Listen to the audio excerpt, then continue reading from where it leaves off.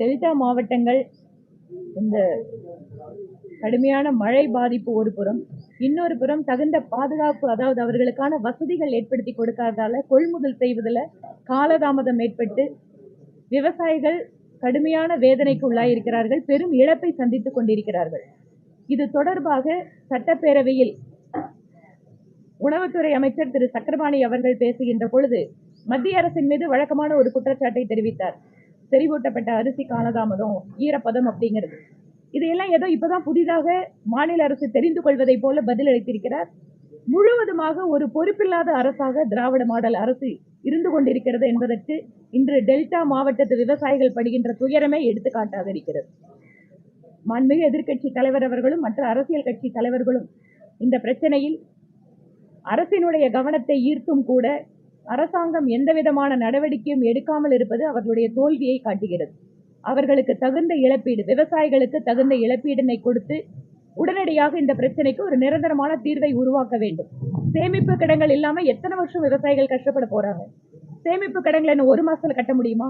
இதற்காக திட்டமிடல் எந்த விதத்திலையும் திட்டமிடல் கிடையாது. டெல்டாக்காரன் என்று சொல்கின்ற மாநிலத்தினுடைய முதல்வர் பெயரளவுக்கு அந்த பெயரை பயன்படுத்துகிறாரே தவிர உண்மையாக விவசாயிகளுக்கு, அதிலும் டெல்டா மாவட்ட விவசாயிகளுக்கு முற்றிலுமாக திராவிட மாடல் அரசு துரோகம் இழைத்துக் கொண்டிருக்கிறது. அதே போல சந்தீப் தர்மத்தில் நீங்க பேசும்போது சொன்னீங்க, ஜாப் ஆர்டர்ஸ் எல்லாம் நாங்க கொடுத்துட்டு இருக்கிறோம், மற்ற வாக்குறுதிகள் மற்றவங்க எல்லாம் பண்ணாத மாதிரி பேசுனீங்க. பிரைம் மினிஸ்டர் அவர்கள் என்ன வாக்குறுதியை கொடுத்துட்டு இருக்காரோ செஞ்சுட்டு இருக்காரோ அப்படிங்கிறத நம்ம இந்த 6 மாச காலத்திலேயே எங்களால் உதாரணமா சொல்ல முடியும். அது 10 லட்சம் பேருக்கு வேலைனாரு, இன்னைக்கு 11 லட்சம் பேருக்கு அரசு வேலை கொடுத்துட்டு இருக்கிற நிகழ்வை கண்ணு முன்னால, ஒவ்வொரு நிகழ்வையும் உங்க முன்னாலதான் நடத்தி காட்டிட்டு இருக்கோம். அதே போல ஜிஎஸ்டியை குறைப்போம் அப்படின்னு ஆகஸ்ட் 15 ரெட் போர்ட்ல பேசினார்.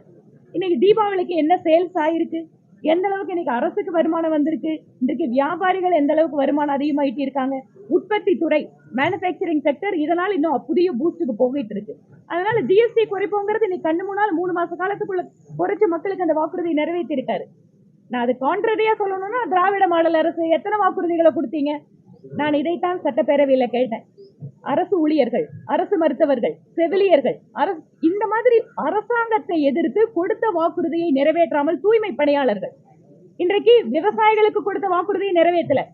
இதை கேட்கின்ற பொழுது நான் சொன்னேன், சொன்னீர்களா செய்தீர்களான்னு கேட்டேன். அதுக்கு அவங்க என்ன சொன்னாங்க? நாங்கள் சொன்னதை மீறி நாங்க அதிகமா செஞ்சுட்டு இருக்கோம். நாங்க இன்றைக்கு டெல்டா விவசாயிகளுடைய கண்ணீரே அதற்கு சாட்சி. எந்த அளவுக்கு இந்த அரசாங்கம் தோல்வி அடைந்திருக்கிற அரசாங்கம், துரோகம் செய்கின்ற அரசாங்கம் அப்படிங்கிறது. மது விற்பனை அதிகரித்து ஆண்டுக்கு ஆண்டு, அதான் அமைச்சர் சொன்னாரு, வருஷத்துக்கு வருஷம் ஏறுது அப்படின்னு.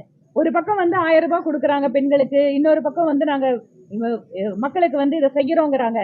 ஆனா திரும்பவும் அரசாங்கத்துக்கு வருமானம் எங்கிருந்து வருது? டாஸ்மாக்ல இருந்து வருது. நான் இதற்கு முன்பாக கூட ஒரு ஈவெண்ட்ல, மோடியின் மகள் ஈவெண்ட்ல சொன்னேன், இளம் விதவைகள், அப்பா இல்லாத பெண் குழந்தைகளுக்கு நாங்க நிகழ்ச்சி நடத்துறோம் வருஷம். அந்த இளம் குழந்தைகள் அப்பா இல்லாம ஏன் நிக்கிறாங்கன்னு கேட்டா 90% ஆண்கள் குடிப்பழக்கத்தால இறந்திருக்காங்க.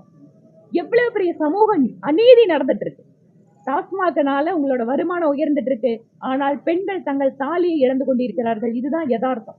இளம் விதவைகள் கணக்கெடுப்பு நடத்தப்பட வேண்டும். இந்த இளம் விதவைகளுக்காக மறுவாழ்வு திட்டங்கள், அரசாங்கத்தின் உதவிகளை செய்யப்பட வேண்டும் அப்படின்னு சட்டப்பேரவையில என்னுடைய முதல் பேச்சிலேயே குறிப்பிட்டேன். இதுவரைக்கும் அதை பத்தி எந்த விஷயம் கவனிக்கல.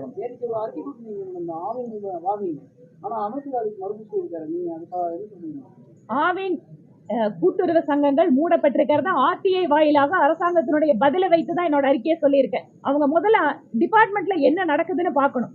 அமைச்சர்கள் இன்னும் 6 மாச காலம் தான் இருக்கு, எதுல டெண்டர் போடலாம், எதுல காசு பார்க்கலாம்னு இருந்தா உண்மையான பிரச்சனை தெரியாது அவங்களுக்கு. இன்னைக்கு இத்தனை பிரச்சனை நடந்துட்டு இருக்கிறது நாங்க ஆர்டிஐ மூலமா வாங்கி தான் சொல்றோம். ஏன்னா அமைச்சர்கள் மாற்றி பேசுறாங்கன்னு எங்களுக்கு தெரியும்.